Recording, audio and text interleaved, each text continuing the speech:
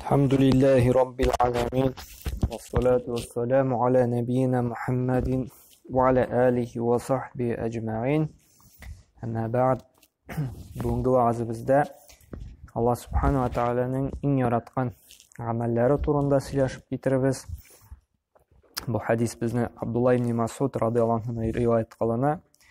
Buxoriy ham Muslim jinoyatlarida kelgan sahih hadislardan endi Abdullah ibn Mas'ud ayta: "Sa'altu Nabiy sallallohu alayhi vasallam ayyu amali ahabba ila Alloh" de. Men de payg'ambar sallallohu alayhi vasallamdan de so'radim de, qaysi amal de Alloh taolaga eng yaratgani, eng suygani, eng yaqini de. Ya'ni bu hadisning endi boshidan o'q ko'rina, sahobalar endi nechga yetib umtilganlar izgilikka, xayrli amallarga. Nechga ular uni shu bilib, shu yaxshi amalni yashaysilari kelgan, amal qilasilari kelgan. Endi hali hadisni o'qiy boshlamadik, endi ko'rina nechga yetib ular oxiratga, jannatga umtilib bir-birisi bilan yarashirga turganlar. Bunda da so'ray Alloh taolaga nindi eng yaqin, eng yaratgan amal de Alloh taolaga de. Ni uchun so'raylarni?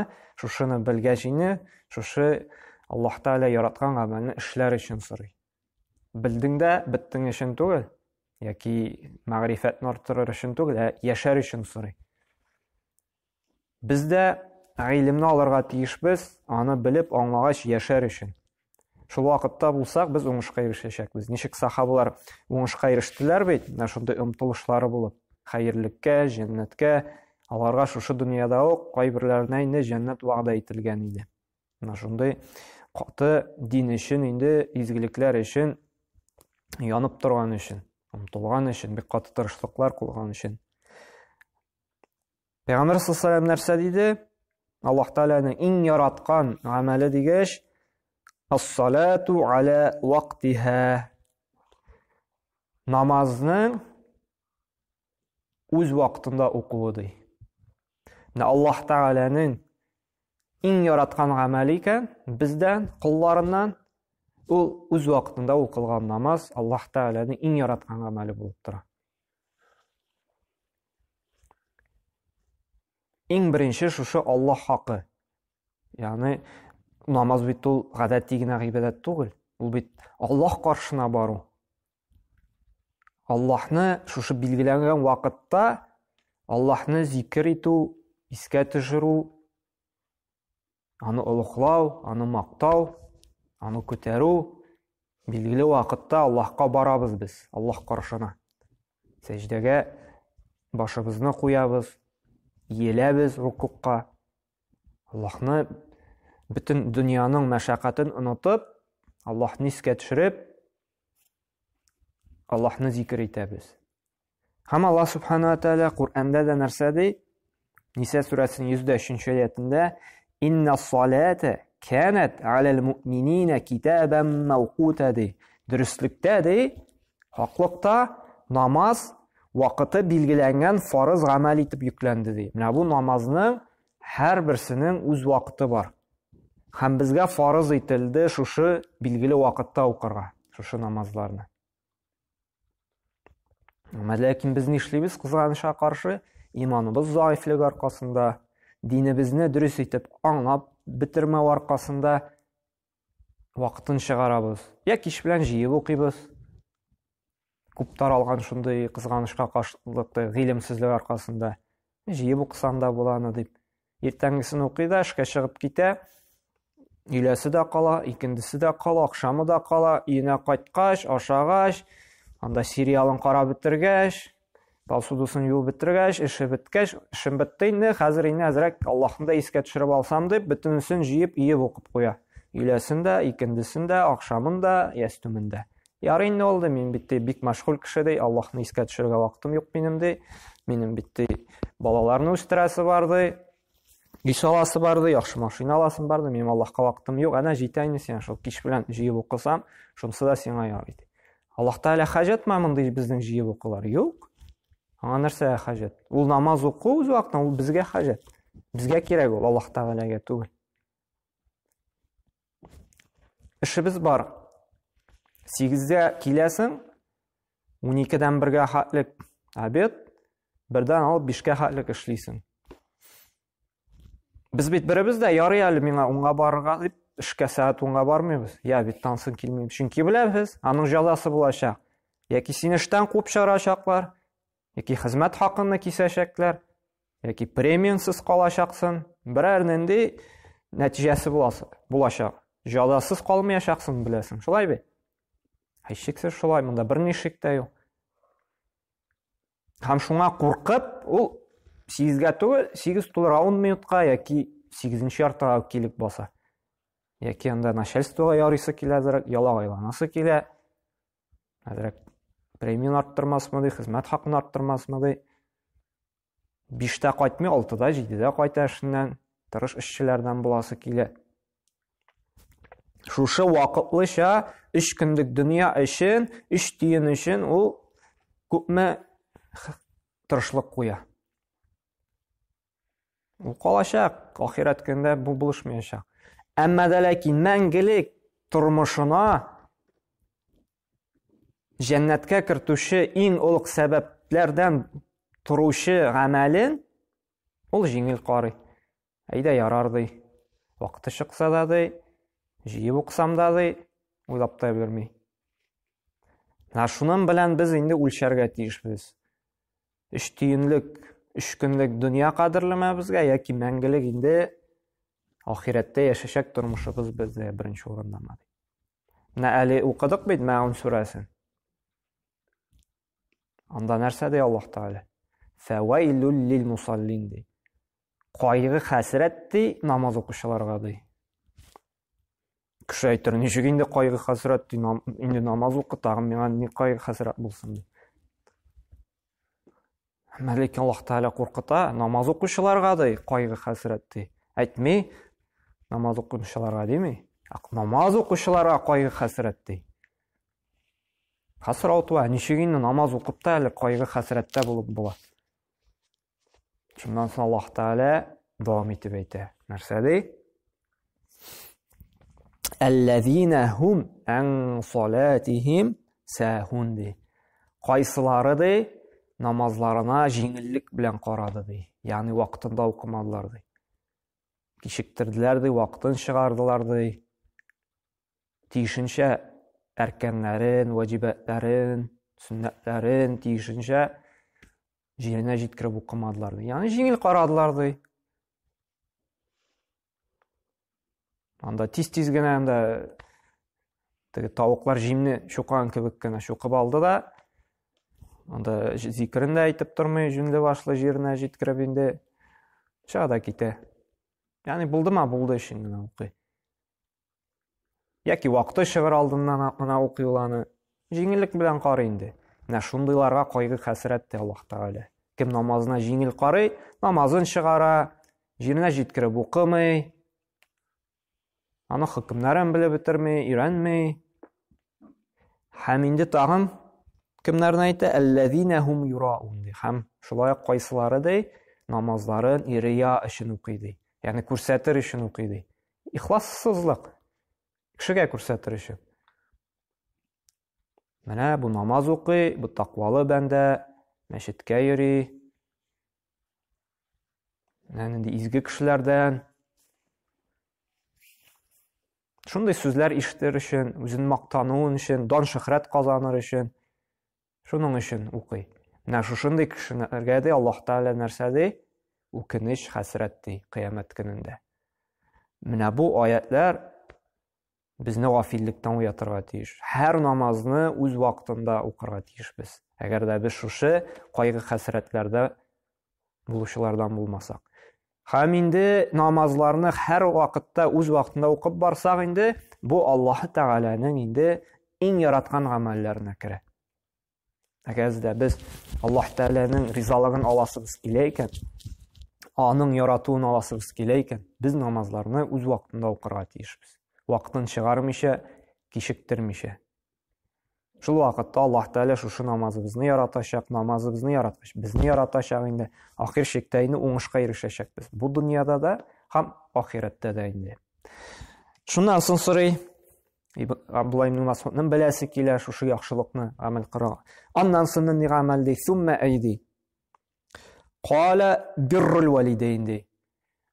Әти әниеңә ди изгелек кылу ди. Әти әниеңнең хакын үтәү. Менә иң башта Аллаһ хакы бар, шулай бит? Аллаһка намаз уку, гыйбадат кылу, итаат итү, табыну. Аннан соң инде кеше хакыннан соң иң улуг хак ул әти әни хакы бара. Ни өчен? Чөнки әти әни шушы дөньяга килергә безнең сәбәпчеләребез булды. Һәм кичкенәдән үк безне тәрбияләп үстерделәр. Безнең нәҗесләребездән безне арындырып, паклап, чистартып, төн йокларын йокламыйча безне карадылар, йоклаттылар, үзләре ашамаган ризыкны безгә ашаттылар. Авыртсак төне буе анда даруларын биреп, үзләре йокламыйча яныбызда торып безне давалап чыктылар. Әле үстереп җиткергәч тә инде кайгырып, борчылып торалар, безгә ярдәм итәргә омтылалар. Ислам динендә бигрәк тә әнинең хакы, әтинең хакына карап 3 мәртәбәгә инде өстенрәк. Чөнки Пәйгамбәр саллаллаһу килеп сорагач, кайсы кешегә мин иң хөрмәт белән, иң каты изгелек белән муамалат кылырга тиеш дигәч, әниең диде. Аннан соң кем диде? Әниең диде. Аннан соң кем диде? Әниең диде. Аннан соң кем дигәч, әтиең диде. Әниебезнең дәрәҗәсе безнең каршыбызда 3 мәртәбәгә өстен. Чөнки әниебез безне 9 ай буе үз карнында йөрткән. 2 ел буе күкрәген имезгән. Сөйләп киткәнчә төннәрен йокламыйча, иң каты кайгырган, иң каты борчылган баласы өчен әнисе. Әйе, бу әти хакын кимсетми. Әтиебез безнең сәбәпче, шулай ук әниебезгә, безгә сәбәпче булган ризык табуда, безне кая торырга дип борчылып, үйләр салучы, йөртүче, шулай ук әтиебез. Әмма иң беренче, иң улуг хак ул әни хакы. Аннан соң әти хакы. Менә шушы әти әни хакы Коръәндә гел Аллаһ Тәгаләнең хакыннан соң килә. Анда аятлар бик күп Коръәндә.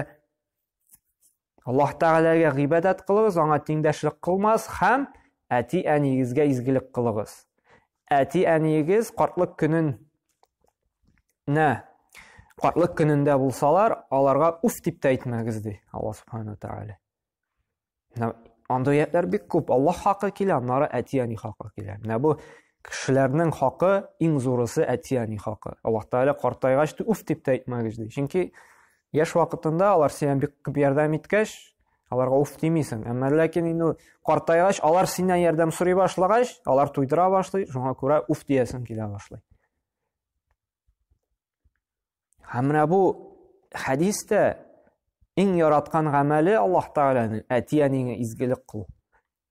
Бүтән кешегә изгелек кылырга караганда, әти әнигә изгелек кылу бик күп мәртәбәгә Аллаһ Тәгалә каршында зурырак, дәрәҗәлерәк, яратканрак, изгерәк була. Һәм иң яхшы изге гамәл ул ата-анага. Иң саваплы, иң хәерле садака ул әти әнигә. Иң хәерле әйтелгән матур сүзләр ул әти әнигә. Һәм бу Аллаһ хакыннан соң иң яраткан, иң улуг гамәлләр ул әти әнигә шушы ихтирам итү, изгелек кылу. Беренчесе шушы Аллаһ хакы булса намазын үз вакытында уку, икенчесе әти әни. Шуннан соң нәрсә ди? Сумма ай. Шуннан соң тагы нинди изге гамәл ди Аллаһ Тәгалә иң яратканын. Ал-җихаду фи сабилиллаһ ди. Аллаһ юлында ди көрәшү ди. Без иң беренче инде Аллаһ юлында көрәшәбез үз нәфсебез белән. Безнең нәфсебез ул һәр вакытта да начарлыкка итерә. Аның изгелек кыласы килми, аның гыйбадат кыласы килми, аның сабыр итәсе килми, аның гел начарлык кыласы килә, бузыклык кыласы килә, гыйбадат кыласы килми. Без нәфсебез белән көрәшәбез Аллаһ ризалыгы өчен. Сабыр итәбез, Аллаһка итаат итәбез, изгелекләр кылабыз, ачуыбызны тотабыз, гыйлем алабыз, бөтенесенә дә шушы көрәшү кирәк нәфсебезгә каршы. Бу иң яраткан гамәл ди. Шулай ук шуңа керә, шушы без көрәшергә тиешбез, шушы динне таратуда, Аллаһ юлында. Чөнки бит инде динне бузучылар бар, булай бит. Дингә теләсәң сүз әйтүчеләрне сез анда ислам дине шундый дип, ислам дине анда мондый дип, сез дин кешеләре шундый дип, без аларга каршы инде көрәшәбез, шушы матур итеп дәгъват кылабыз, насихат кылабыз, киңәш бирәбез. Ислам дине ул рәхимлелек дине, алай итеп кыерсытырга ярамый дип, матур итеп вәгазьлибез, үзебезнең үрнәк белән, яхшы үрнәк белән, күркәм холык белән инде аларга каршы инде күрсәтәбез. Бу шулай көрәш. Чөнки ислам диненә хурлаган кешегә батырлык җыеп әйтү, шулай көрәш Аллаһ каршысында, Аллаһ юлында. Шулай ук сиңа начарлык кылган кешегә, ислам диненә начарлык кылган кешегә яхшы муамәлә кылып, гадел итеп, аңа җавап биреп, гамәл кылу, шулай ук көрәш, сабырлык, батырлык таләп итә. Менә бу бөтенесе шушы үз нәфесең белән, шушы кешеләргә каршы көрәшү, шушы Аллаһ юлында көрәшү була инде. Бөтенесе шушына керә.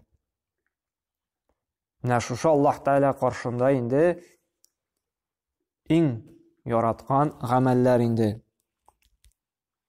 Һәм нәрсәдә кала хаддәсәни бихинна Расулуллаһ саллаллаһу алейхи ва саллям, шушы бөтенесен Пәйгамбәр саллаллаһу алейхи ва саллям сөйләде ди. Валау истазатху лазадани ди. Әгәр дә тагын сорасам ди, Пәйгамбәр саллаллаһу алейхи ва саллямнан ди, ул тагы өстәри ди. Ләкин Абдулла ибн Масгуд инде сорамаган, чөнки курыккан, әле буларын да үтәп бетерә алырмын микән дип инде туктаган инде. Һәм инде шушы гамәлләр белән генә шикләнмәй, Аллаһның иң яраткан гамәлләре инде. Әмма ләкин инде менә шушы өч гамәл Аллаһның иң яратканы булып тора. Һәм Аллаһның иң яраткан гамәлләрен кылсак, һичшиксез аның әҗр савабы күбрәк булачак бүтән гамәлләргә караганда. Чөнки бит яраткан гына дими, иң яратканы ди. Һәм шулай гамәлләр, гыйбадәтләр һәрберсе дә бер дәрәҗәдә түгел. Менә шушы хадистән чыккан файда, алар бер дәрәҗәдә генә тула. Алар төрле дәрәҗәдә, кайсысыдыр Аллаһ каршында зур дәрәҗәдә, иң саваплы, иң яратканы. Кайбер дәрәҗәдә гадәти гамәлләр, гади саваплар гына бирә. Һәм менә без инде бигрәк тә өйрәнеп, шушы Аллаһ Тәгалә иң яраткан гамәлләрен, иң каты риза булган гамәлләрен без өйрәнеп, үзебезнең тормышка ашырга тиешбез, гамәл кылырга тиешбез. Шушы сыйфат белән сыйфатланырга тиешбез. Чөнки аның әҗере дә күп була, һәм Аллаһка да якынаябыз шушы гамәлләр аша. Һәм Аллаһ Субханаһу ва Тәгалә инде тәүфик хидаят бирсен һәр барчабызга да шушы хадистә сыйфатланган сыйфатларны үзебездә булдырып, намазларыбызны үз вакытында укып, әти-әниләребезгә ихтирам белән карап, аларга изгелек кылырга насыйп әйләсен иде инде. Һәм Аллаһ юлында инде көрәшергә безгә сабырлык, гыйлем, көч-куәт бирсен. Иң беренче нәфсебезгә карата инде, чөнки нәфсебез һәр вакытта бузыклыкны тели. Ләкин Аллаһ Субханаһу ва Тәгалә безгә ярдәм итсен. Һәр вакытта да Аллаһ Тәгаләдән ярдәм сорыйк. Чөнки Аллаһ Тәгалә ярдәм итмәсә безгә, намазыбызны да үз вакытында укый алмыйбыз, әти-әнигә дә изгелек кыла алмыйбыз, Аллаһ юлында да үз өлешебезне кертә алмаячакбыз. Аллаһ юлына, шушы ислам диненә Аллаһ Тәгаләнең ярдәме булса, тәүфик хидаяты булганда гына без шушы гамәлләрне эшли алачакбыз. Һәм Аллаһ Субханаһу ва Тәгалә һәр барчабызга да ярдәмнәрен бирсен, бер вакытта ярдәменнән ташламасын. Һәрберебезгә дә фирдәүс җәннәтләрендә кирип шунда урнашырга насыйп эйләсен. Субханакалла бихамдик ва ашһаду ан ла илаха илля ант ва астагфирука ва атубу илейк.